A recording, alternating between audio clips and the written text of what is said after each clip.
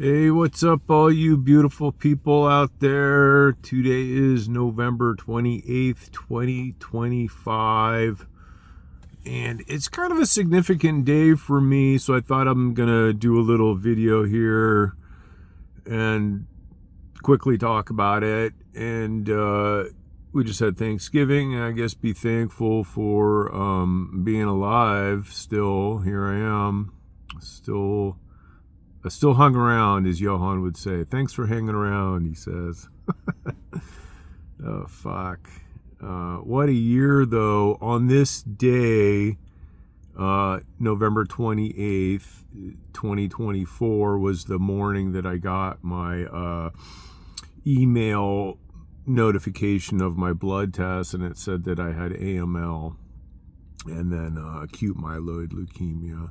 And then I posted my first video that morning when I was laying in bed and thinking about AML and what is it, and I don't even know what I really even have, and I don't know anything about it, and I hadn't talked to a doctor about treatment. And as you know, I continued to, or maybe you don't know, but for those that do know, I continued to make videos. I think I made about 50 actually throughout my experience going through that, and I was calling it my journey, and the journey never ends. We're all on a journey. It's never ending. But that little sidestep journey started that day, November 28th, 2024. And I know a lot about AML now. For those that don't know, I'll fast track you through it. Basically, I found out I have acute myeloid leukemia, and within about a week and a half, maybe 2 weeks, I was in UCSF getting chemotherapy drip, which was my induction phase. They call it a 7-3 regimen. And they kill your immune system, and then the goal is to put you into remission immediately in that induction phase, which I did. I went into remission. That's just normal. If you don't go into remission, that means there's a problem, and they got to do other stuff, and so it's normal to go into remission. So now you have acute myeloid leukemia in remission, meaning those bad cells aren't being generated anymore. And that was a 30-day hospital stay, and then 2 or 3, 4 weeks later, whatever it was, then I have what they call consolidation chemo, which is an additional chemo. It's just kind of to put a lid on it, because what you're waiting for at that point is a bone marrow transplant, which they kill your immune system, and then they put in cells from somebody else that's a match to you, and transplant your immune system. And that's what's going to give you a little better chance at living longer term than the AML in remission without a transplant will typically come back in just a few years. So there we go, consolidation chemo. I did that, went through that, and then eventually we found the donor. And then in March 2025, March 11th, 2025, I had my new immune system put inside me. And whew, still chokes me up. That was crazy. And then so went through that process. And all the shit you deal with that, and the mucositis and all the side effects and all the crap, and you can't eat and you lose weight. I was down to about 170 pounds, feeling super normal right now. 1 year later, I would say I'm about 205, maybe even higher. I got a little gut even going. I'm not as active as I was before. I'm not really riding yet for other reasons I'll get into in a moment.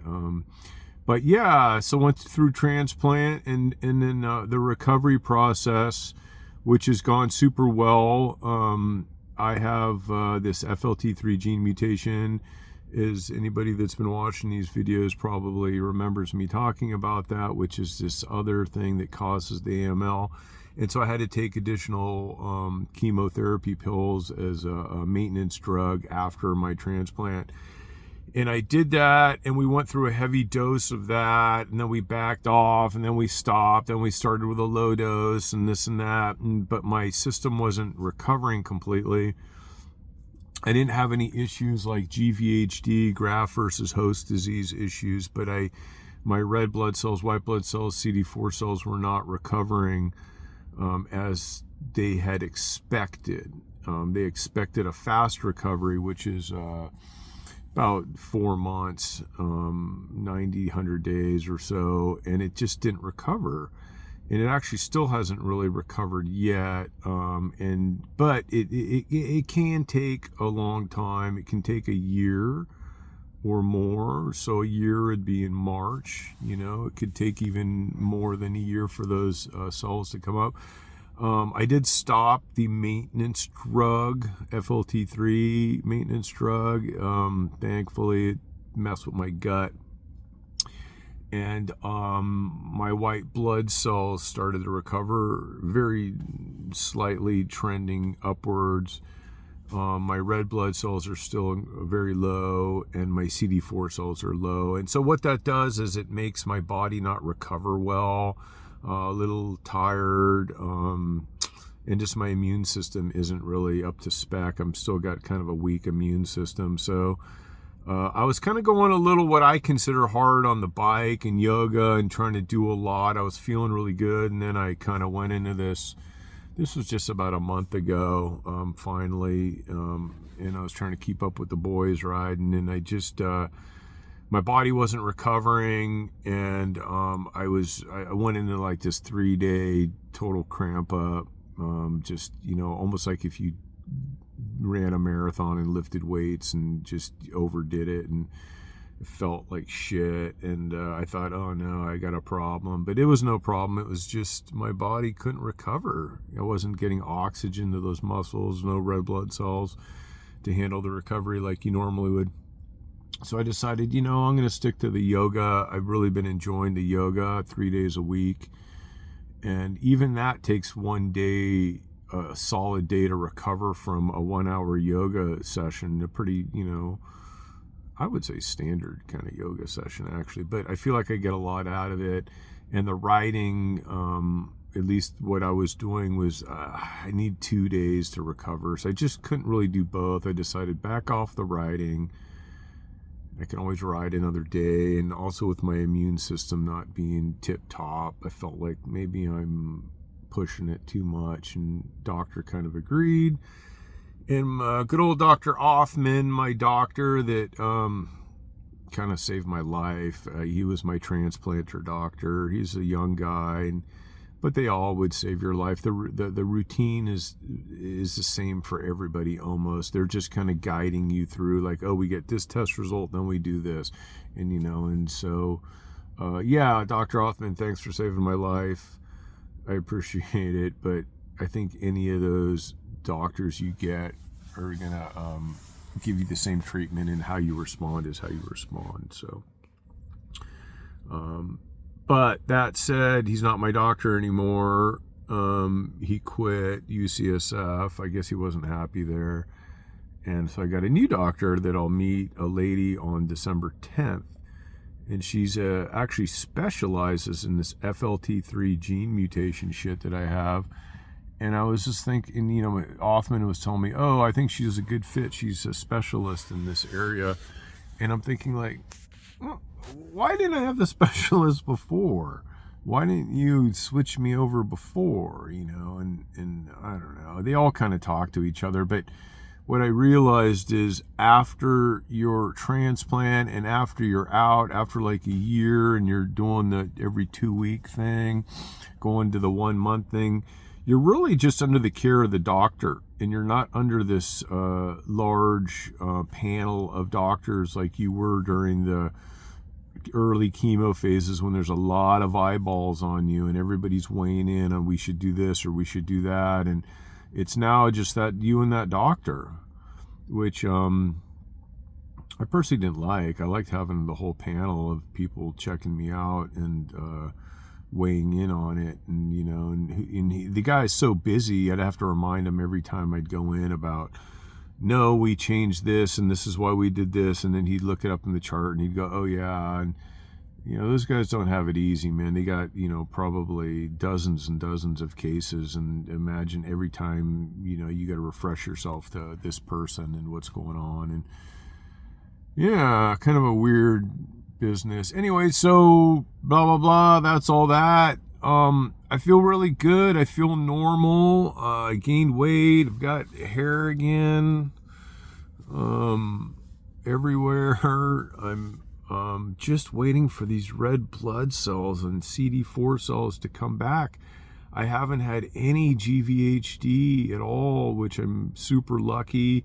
Not to say that I won't. Graft versus host disease, that's when your body starts rejecting your transplant a little bit. The graft is your transplant, and host is your body. And it attacks your graft, your body attacks your graft, and then you get sometimes just a rash or diarrhea, or it could be super debilitating where you get these really gnarly muscle cramps and aches, which is what I thought I had before, but I didn't, or your skin tightens up, and it can be from really mild to nothing to you can die from it. And so that's how everything is right now with AML. It's basically, well, you're either it'll never come back or it's going to come back and you can die.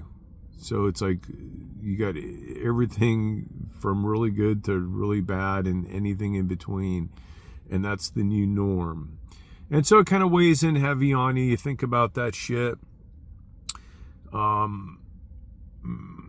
Changes your outlook a little bit on life and things you value and how you want to plan, especially when you're a little later age. And yeah, it's heavy shit, man. And so yeah, so that's about it.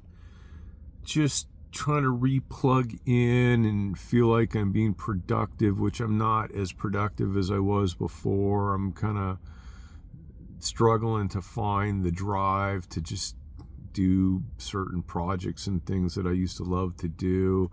So I'm figuring it out. Everything's good. I'm still positive, but you know, there's days that you feel like you're kind of a little depressed and kind of feel sorry for yourself a little bit, but it is what it is, and you just get past that shit.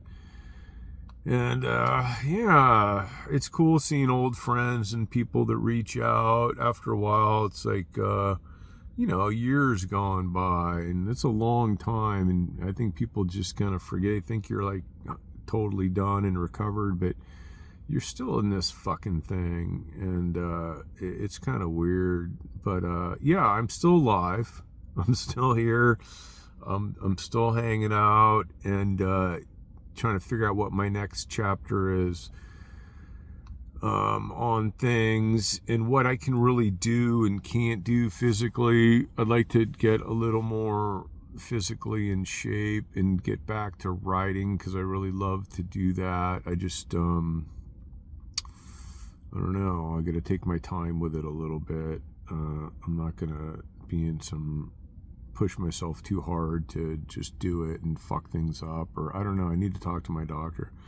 Anyway, one day at a time, here we are. But November 28th, shit, been talking for a long time. November 28th, 1 year, 365 days since I knew I had AML.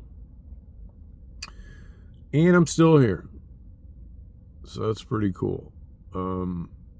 Mom's still at home, doing good. I feel like she might even outlive me. I don't know. I'm just amazed that she keeps going. She's 90 years old. And it's just crazy. In a way, I'm like so ready if she does go.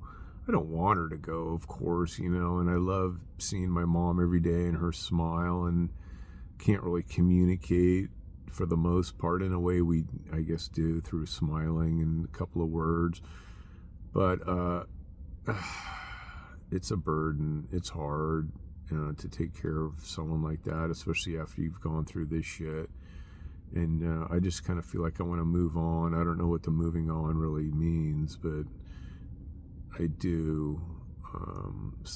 But we love Mom. Love that she's still here, and she's still smiling and has a very simple life and enjoys life every day through just eating and hanging out and some laughs with the caregiver and me. And yeah, she's still herself in just a very dementia way. Pretty amazing. The body just wants to keep going.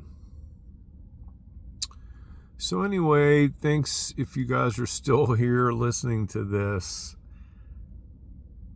I appreciate it. Thanks for hanging out and sharing it with me, and anybody new that might be watching this and you're just getting diagnosed, there's hope, and it's not that bad. You can get through it.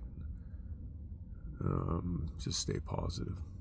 All right, love y'all. Out.